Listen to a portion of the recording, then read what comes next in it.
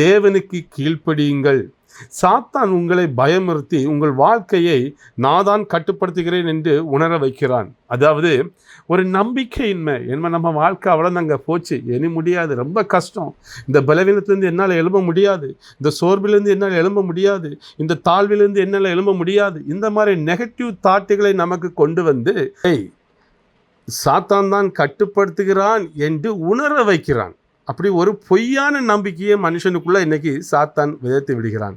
அன்பானவர்களே, உங்களுக்கு வரும் பிரச்சனைகள், சோதனைகள், மன அழுத்தம், சந்தேகம், இவையே உங்களுடைய வாழ்க்கையை தீர்மானிக்கிறது என்று அவன் ஒரு பொய்யான ஒரு காரியத்தை உங்களுக்குள்ளே விதைத்து கொண்டு இருக்கிறான்.